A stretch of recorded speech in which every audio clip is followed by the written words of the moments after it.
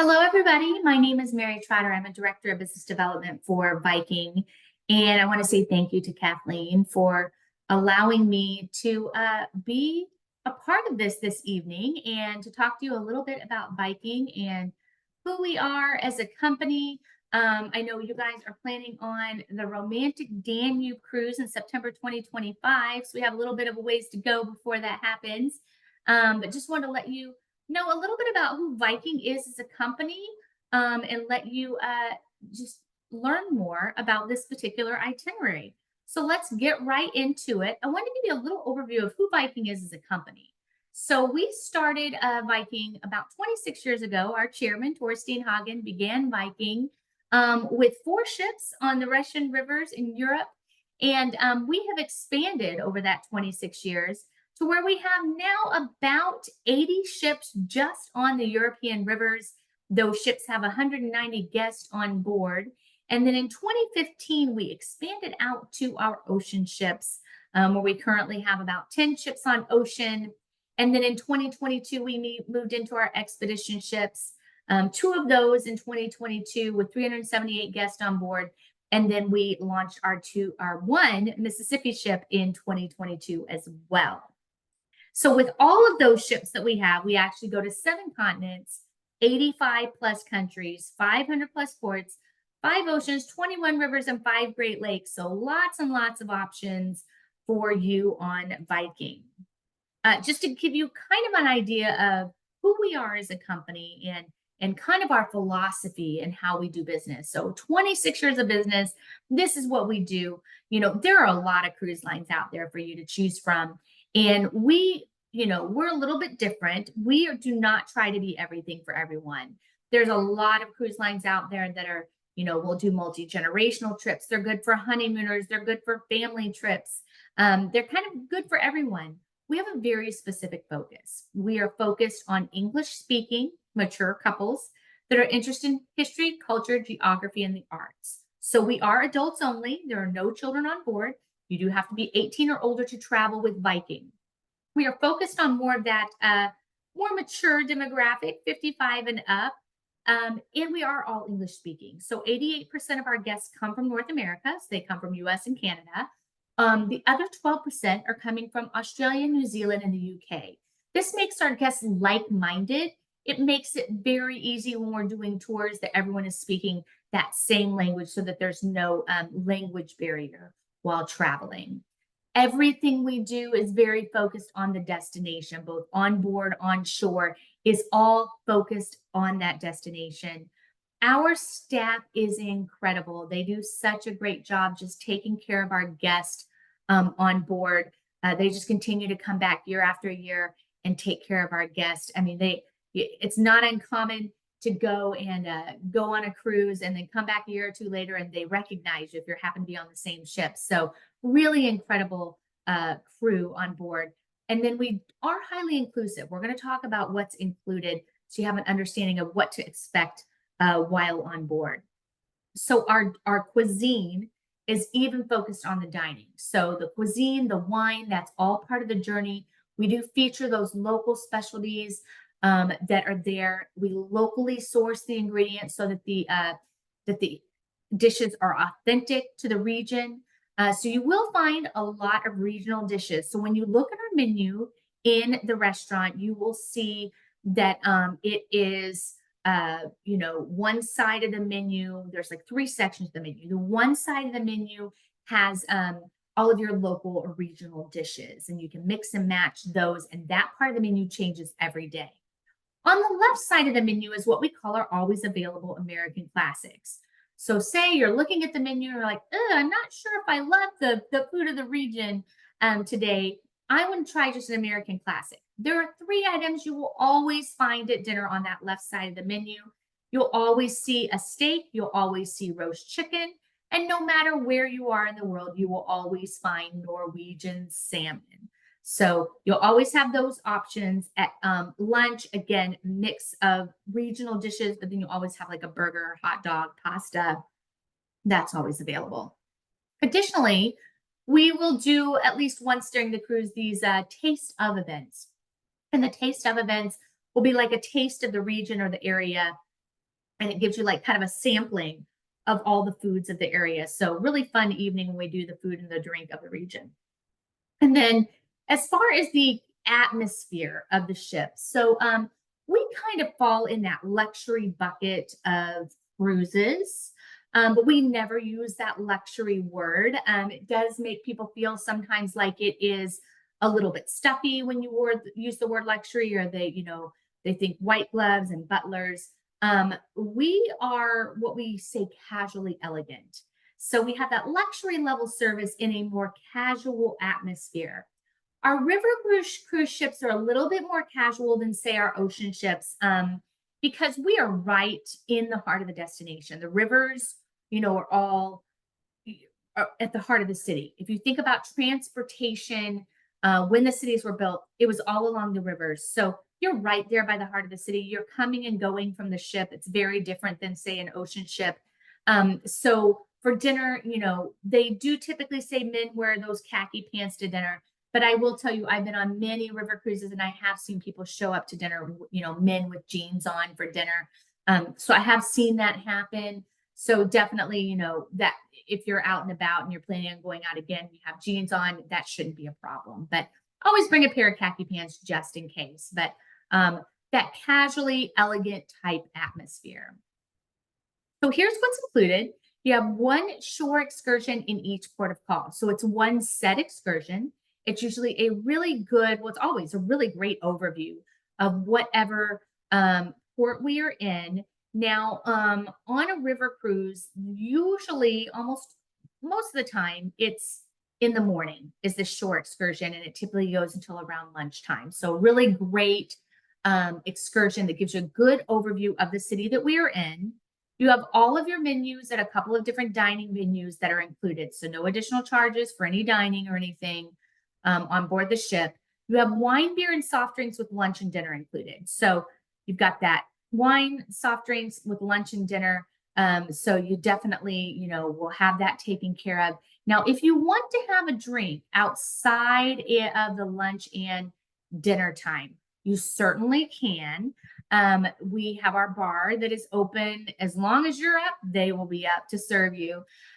So you can purchase the drinks a la carte, it's usually pretty competitively, great price on the wine, the beer, and the soft drinks there at the bar. Or if you are out and about, in the area and you want to stop by a wine shop, you want to go on a winery tour, we want you to experience the drink of the region. So you can grab some wine, you can grab some beer, bring that back on board the ship. We're not going to keep that from you. You can take that with you to your stateroom. Of course, you can have it in your stateroom, or you can bring it to the bar or to dinner, and we'll be more than happy to open that bottle of wine and serve it to you. We don't charge any kind of corkage fee or anything. We highly encourage you to do that. Additionally, we do have an unlimited beverage package. It's called the Silver Spirits package, and that package gives you those unlimited drinks. It's $25 per person per day. So on this week-long cruise that you're going to go on the romantic Danube, you're looking at $175 total for the week. So really great pricing for, unlimited drinks while traveling. You also have your specialty coffees and teas available and included 24 hours a day. On each side of the lounge, in the entrances into the lounge, you will find a coffee and tea maker. Those are available to you 24 hours a day. You can have as much as you want. We always have some lovely pastries or cookies there for you as well, so you can grab that. We do have bottled water in your stateroom that is replenished throughout the day. We do come and do service in your room twice a day. So if you need more bottled water in the evening, they will give you more. We keep you well hydrated once you're on board. If you have ever been on a cruise and not had bottled water in your stateroom, you realize how important it is that you have it in your room. I travel a lot and I end up going on a lot of other cruise lines for conferences and things. And I'm always surprised. I don't know why I'm surprised. I've done it enough times. I'll say, oh, wow, there's no water in this room, because I'm spoiled. I get used to it being in our rooms on Viking. So that's always there for you. And then every time you leave the ship, they'll hand you some bottled water as well to keep you hydrated. We do have free Wi-Fi on board.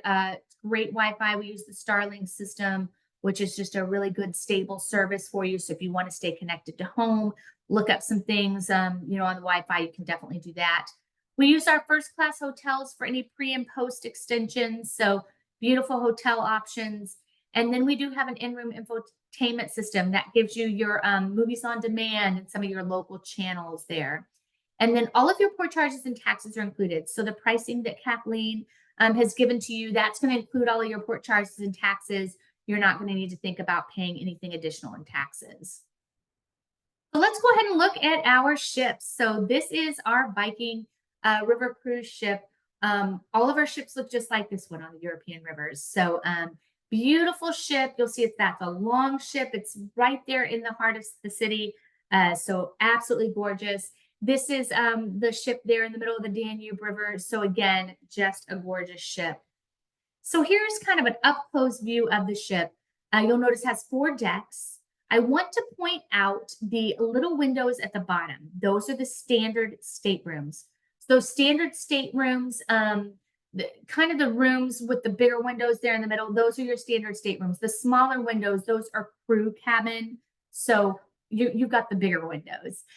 So that's deck 1. I want to mention those rooms because they're on a river cruise ship. There's not a lot of space. So we are using every bit of available space that we can. They are long and narrow. So on the ships, going down to deck 1, there are no elevators. The only place we have an elevator is between a small elevator between deck 2 and deck 3. So right there in the middle of the ship, deck 2 and deck 3, that's the elevator. You do have to take stairs down to deck 1 to the standard staterooms.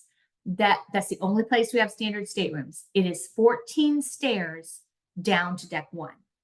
So just keep that in mind so that you have that expectation knowing you will have to walk down the stairs. So just keep that in mind when thinking about it. Another thing to mention about river cruising so that you have an understanding of how river cruising works. So when you dock on a river cruise, it is very different than docking on an ocean cruise. So on an ocean cruise, the ships are lined up kind of end to end. On a river cruise, there's not a lot of docking space. So the ships are lined up side to side, so side by side, and they're right up against each other. So that's what we call rafting. So if you are on another Viking ship, say there's a Viking ship and then your Viking ship pulls up right next to another Viking ship, it's super easy to get off the ship. You're just going to walk from your deck 2 through the atrium and walk right off onto land to the dock area. Or if you happen to be next to a ship that's not a Viking ship, it's kind of rare, but it does happen from time to time. If another ship happens to pull in before your ship and you have to go through that ship, sometimes you do have to walk up the stairs up to that top deck there to deck 4 and walk across to the other ship and down some stairs. So I just want to set that expectation because it is something that is very different with river cruising versus ocean cruising. So, but beautiful ships here with Viking. So here's our atrium. So this is typically the deck that you're going in and out of the ship. This is deck 2. Right behind those stairs is the main dining restaurant, the restaurant. And then back in the right-hand corner, that's that elevator between deck 2 and deck 3.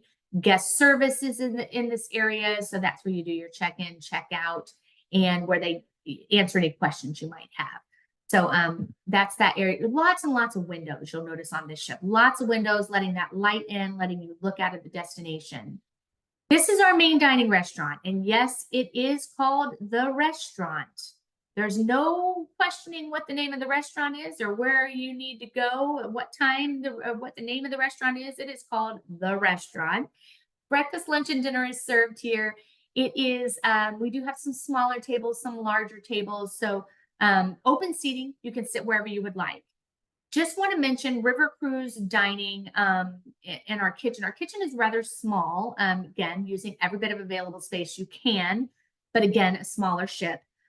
So breakfast and lunch usually is open for a couple of hours. So it's kind of people come and go. You know, you're not eating multi-courses at breakfast and at lunch. So people are coming and going, very easy. Dinner is multiple courses. So typically dinner is around 7 o'clock. We typically have everyone eat around the same time. because we want to serve everyone at the same time. So we don't want to cause people to slow down. You know, a couple of people show up at 7 to eat, and then we have more people show up at 7:30, and they end up sitting at the same table, and it kind of throws the service off. So typically everyone's eating at the same time for dinner. But breakfast, lunch, and dinner here in the restaurant. And then upstairs on deck 3 is our Viking bar and our Viking lounge. This is where all of our port talks happen, any of our performances happen. This is the hub of entertainment and activity. So we will do, again, port talks before dinner every evening, telling you what's coming up the next day. After dinner, we'll have someone that plays the piano and sings there at the piano. We have a dance floor. People will get out and dance. Sometimes we'll just, you know, have some music going for you if you want to do some dancing. At least once during the cruise, we'll bring on some destination performers from the region that will do, it could be a singers, dancers, musicians, just something regionally from that area. And then there's also usually a fun trivia night. People get really competitive during that night. So again, this is where you kind of hang out with your friends after dinner and spend some time with them. And then if you'll notice towards the back there, you'll see a door towards the back, kind of an opening. That is our Aquavit Terrace. So this is our other dining option. This is our alfresco dining option. There are some inside tables as well, just inside this little area here. It's much bigger than this. This is just a small section of it. But this is where you can sit out, watch the sunset if you want for dinner. You are not going to miss anything if you choose to sit out here and eat dinner. It is the same menu as the restaurant. So if you want to sit out and watch the sunset, you can sit out here. You are not going to miss anything in the main dining restaurant. So breakfast, lunch, and dinner also here. There is also a late risers breakfast here at the Aquavit Terrace. So definitely a great place to sit and watch the sunset. And up on deck 4, this is the sun deck. So this is where we have our jogging or walking track. We also have we grow our own herbs in our organic herb garden. This is where our chef gets all of his herbs. We also have a couple little putting greens, some shuffleboard courts. We're in port all day. You'll see here, we're right here in the heart of the city, docked. So we are in port all day long, typically. So you don't always see a lot of people up here on the sun deck because they're out and about in the city. So where you see this get used a lot is when we are doing some scenic sailing during the day. So on this particular itinerary on the romantic Danube, there's an area called the Wachau Valley, and it is beautiful. It's a UNESCO World Heritage Site, and we don't want you to miss this beautiful valley along the Danube. So we will travel during the day when we go through that area. Typically, you're traveling at night. You're missing a bunch of locks. We go through lock after lock after lock. That when we go through the Wachau Valley, we want you to see that. It's built into the itinerary. We will tell you that it's happening. Everyone will come up to the sun deck, and our program director will tell you all about what we are passing by. Now, again, ship is long and narrow, so keep in mind, we do not have a fitness center. There is not, that was a question that was asked. There is, just no space for it, quite honestly, on board. We do have several tours that do include bicycle rides. We do have some hiking tours. So definitely you can get a lot of exercise. It's just going to be an off the ship kind of exercise. Or, you can always come up on the sun deck and, do some stretches and yoga and things up here on your own if you'd like. But as far as a fitness center, that is not something we have on board the ship. There's unfortunately just no space for it. So here are our suites. So this is our veranda suite. This has a little living room area. It has a full balcony off of it with the 2 chairs and the table. Then back in the bedroom area, we do have a French balcony. I'm going to show you what a French balcony looks like. So this is a true suite for us, a separate sitting area from the bedroom area.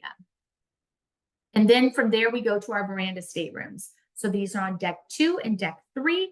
This is 205 square feet. It has that full balcony that you step out onto with the 2 chairs and the table. So beautiful suite there. And then we move into our French balcony stateroom. So I told you I'd show a picture of that. That is a sliding glass door that opens and there's a railing, but you can't step out. So again, deck 2, deck 3 on the French balcony stateroom. Then we have our standard stateroom. This is down on deck 1. This has that window there and great size. This is a normal size for a stateroom. You'll notice it's a similar size to all the other staterooms. It just doesn't have that big, huge window. This is just right above water level. So you kind of can see the river from there, but great space there inside this stateroom. So let's get into this itinerary. So this is the romantic Danube. You're going in September 2025. So this itinerary is going to start in Budapest and go to Regensburg, Germany. So it's 8 days, 7 nights. You have 5 tours included. You're going through 3 different countries. So beautiful itinerary, one of my favorite rivers throughout Europe. So this is the Danube. So this itinerary is going to start in Budapest. Here you go. Here you'll see the city here, and you're going to arrive in Budapest. And from here, you will transfer from the airport to the ship in Budapest. And that first day, you'll typically arrive in the morning, could be around noon, and we will have lunch there. You can go and have lunch in the restaurant. We'll have that available for you. And then you can just explore on your own in the afternoon, or you can take a little nap. Jet lag is very real.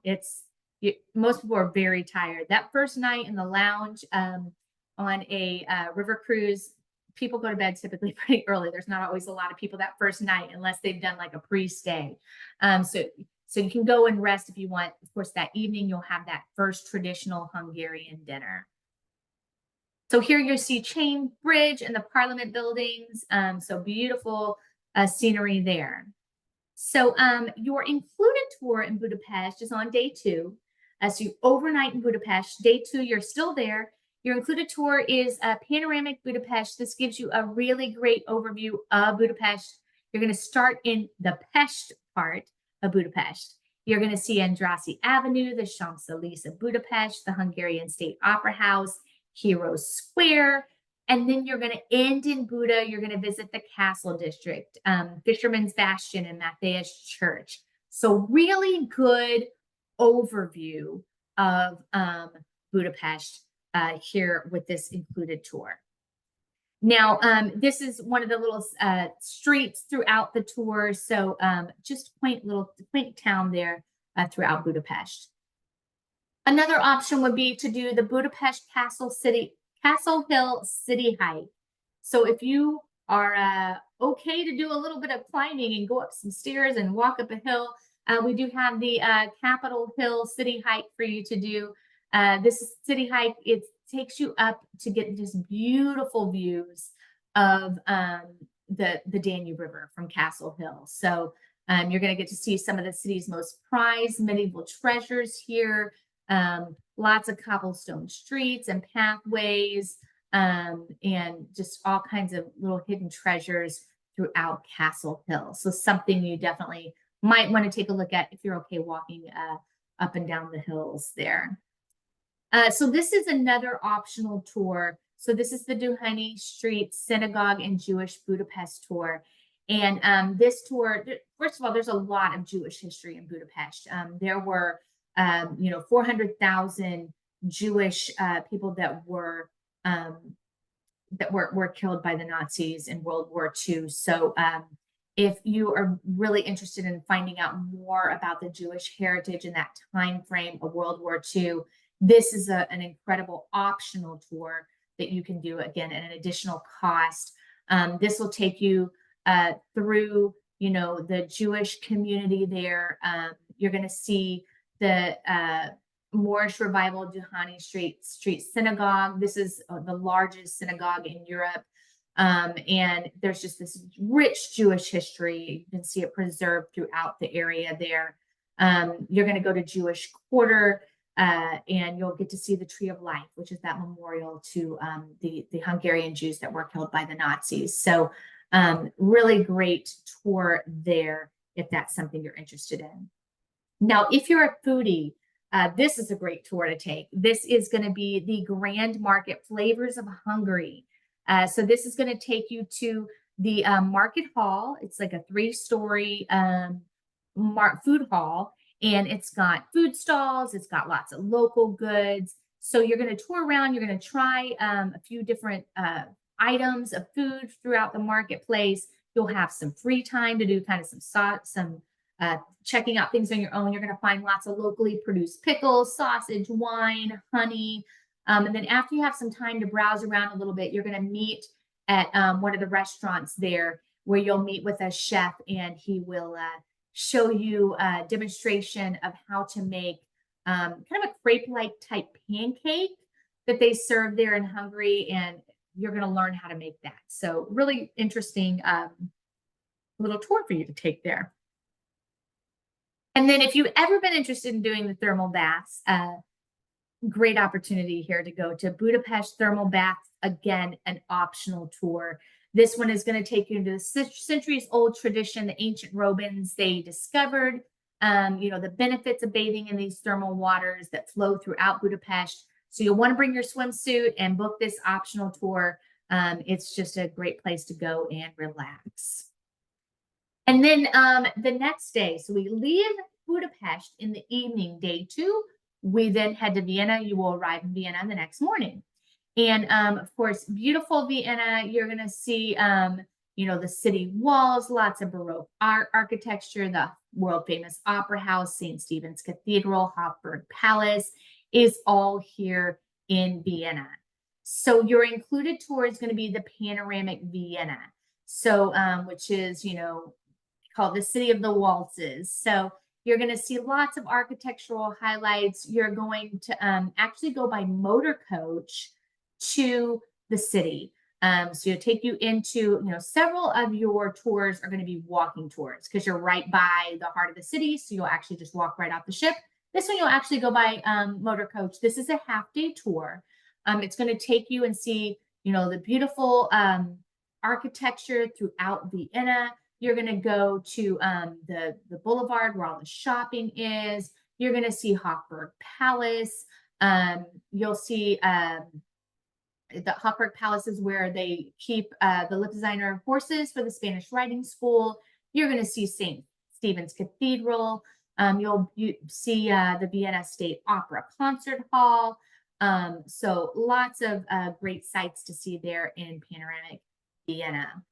An optional tour that you can do is the Jewels of Vienna's Ring. Now, this is Vienna on foot and also by horse-drawn carriage. So you're still going to see some of those same things you saw in panoramic Vienna, but you'll see some other things as well. So you're going to explore by foot and by horse-drawn carriage. You're going to see the collections in the Museum of Fine Arts.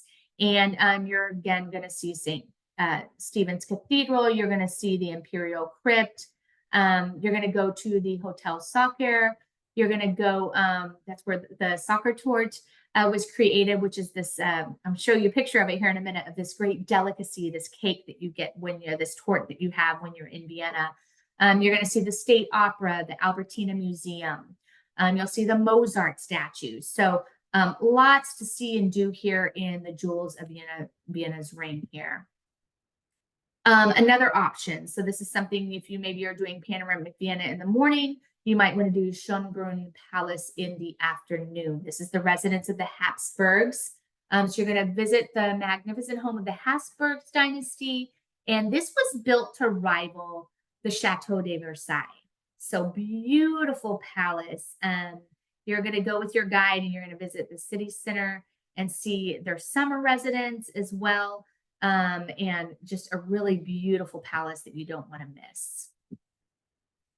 And then in the evening, so there's just some great places that locals go to. You want to be like the locals and try the local wine of the region.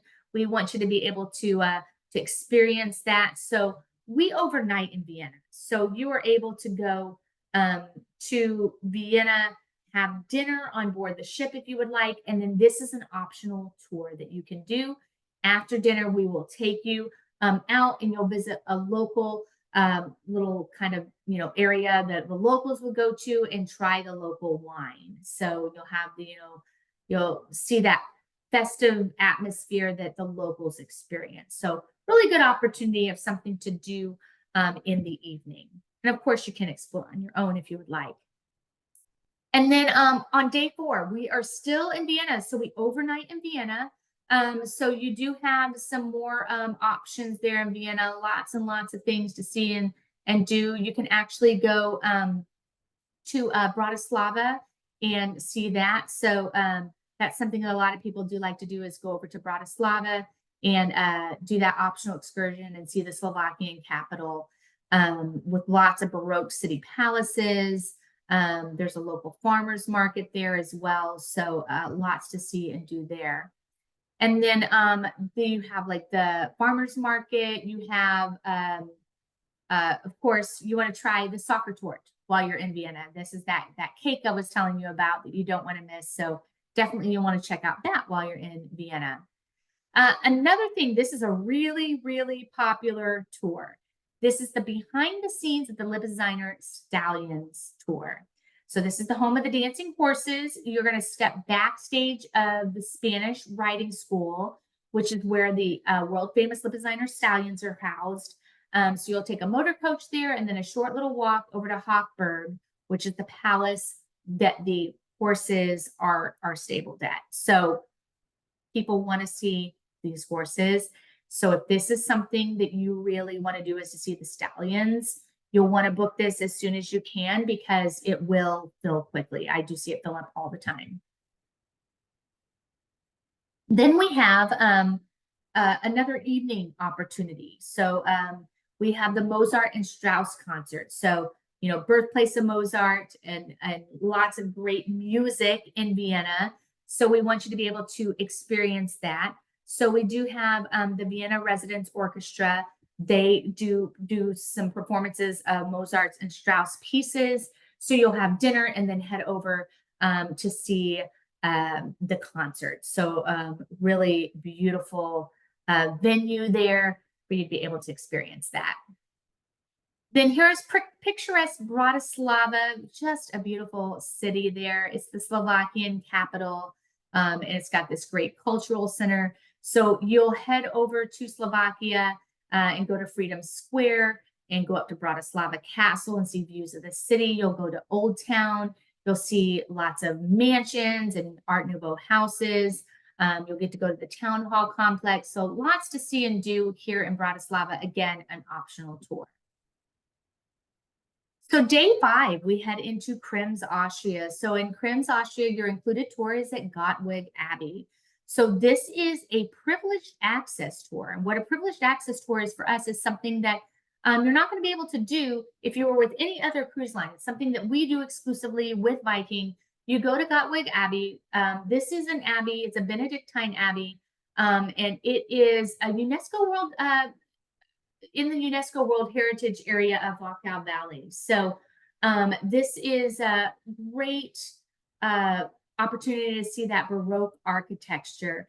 Let me give you an up-close view of it here. So this monastery, Gottwig Abbey, has been a working monastery for more than 900 years. They do have a winery here as well. So you're going to be able to go into the abbey. You're going to see where the monks work and worship as you visit this abbey. You're going to go, of course, have a great view of the river from here. You'll also get to go into the wine cellar and try a glass of their sparkling apricot wine. So something exclusive, a little bit different that you might want to do here in your included tour. So here's an optional tour. This is the Wachau Valley by bicycle. Now, keep in mind, we have a lot of bicycle tours. And most of the time we have a bicycle tour, we do have them as e-bikes because we want you to be able to make it. We want everyone to be able to have the opportunity to bike if they'd like to. So we do have this e-bike tour. This takes you along the Danube cycle path. It takes you, along the Danube River. So really great way to see the river from the bike and just going right there and cycling right along the river. Now, as I mentioned before, we most of the time travel at night, but we don't want you to miss beautiful beautiful places like this. This is the Wachau Valley. It is a UNESCO World Heritage Site. It is these beautiful emerald green hills. We do this, it's a cruising area of 18 miles. So this is built into the itinerary. You will see it on day 5. So we do crims, we finish up crims, and then we get back on the ship, and you will travel along the Wachau Valley. Everyone comes up to the sun deck, and the program director comes up there and will tell you everything that we are passing by. So definitely something not to be missed. Day 6 takes us to Passau. This is where the Inn, the Ilz, and the Danube rivers, they all come together. It's that confluence there. You're going to do a walking tour. So you leave the ship and head out into the city. I mean, look at these beautiful, brightly colored, all these different colors of buildings, such a colorful little city. You're going to see, Old Town. You're going to see the new bishop's residence. You're going to see the Baroque St. Stephen's Cathedral, and then you will head back onto the ship. So again, that Passau walking tour, here's just some other shots of the city here. You're going to walk all through the town. You'll get a great overview of everything that is in this area, including town hall and all of that. And then if you want to do an optional tour, now this is going to be an all day long tour. So a lot of times the optional tours, like you'll do your included tour in the morning, and then your optional tour will be in the afternoon. This is an all day tour that is optional because this is a little bit of a drive. This is Salzburg. So if you're not familiar with what Salzburg is, if you've seen The Sound of Music, The Sound of Music was set in Salzburg. So that's the setting of the film, The Sound of Music. It's also the birthplace of Mozart. So you're going to get to go and see this, this beautiful area, and see the birthplace of Mozart. So not to be missed. It's an all day long tour, lots of rolling hills and lakes throughout the city. So definitely something, if you're a big Sound of Music fan or Mozart fan, this is a great opportunity. So the next one here, this may look familiar to you, this castle. This is the fairy tale Neuschwanstein Castle. So this castle was actually the fairy tale castle that inspired Walt Disney to build the castles at Walt Disney World and Disneyland. So you'll actually fly over the castle. You'll see it by plane. And then you will land, and they'll transfer you to the castle, and you'll be able to see the castle itself. So beautiful, beautiful castle. Keep in mind, this is, I would say, probably our most expensive tour to go on, because you are taking a small plane to see the castle. So if it's something you want to do, definitely prepare for it. But it is gorgeous. Definitely on my list to see. I haven't had an opportunity to see it yet, but something I want to do next time I head over on the Danube. Another opportunity for optional tour would be Bavaria by, again, e-bike. So this is going to take you all along the river. You're going to pedal along the Inn River and see, lots of pastoral landscapes. You're going to go just beyond the Passau city limits. You're going to find some farm fields, some corn stalks, some wheat. You're going to see a refuge that has a lot of birds. So lots of great wildlife on this Bavaria by e-bike tour. And then your last stop, day 7, is in Regensburg. I love Regensburg. It is just such a beautiful, quaint city. It's not really large, so you're able to really get around and see a lot of it right there from the ship. There is so much history here. It's just a little scenic town. It's one of Europe's best preserved medieval cities. I mean, so many cities were just destroyed by World War II, but this city really just sits intact. It's you can see one of the largest groupings of 13th and 14th century church spires. You're going to see lots of towers. You're going to see the 12th century old stone bridge, St. Peter's Cathedral. Also, right by the Old Stone Bridge is Germany's oldest restaurant. It is this sausage kitchen. It is absolutely incredible. Make sure, just a little tip, because I didn't know this until I went. A little tip on this one. If you go to that little restaurant, bring cash with you, have some euros. It's been a couple years since I was there, so maybe it's changed. But 2 years ago, they only took cash. So have some euros with you. So, really great little restaurant there to try some authentic German sausages and bratwurst. So your walking tour is going to take you all through the city. So you're leaving right from the ship, walking right into the city because you're right there by the city. Again, another UNESCO World Heritage Site, Regensburg being one of the best preserved cities in Germany. It's just, beautiful little city. You're going to see a great view. You're going to see the Roman city walls. You're going to see Old Stone Bridge, the cathedral. So great one. Now, if you want to know a little bit more about World War II and the Jewish history, there is an included tour that includes more Jewish history in the included tour. So you may want to take that portion of the tour if that's something you prefer. So some of the same sites, but it's a little bit more focused on the Jewish history.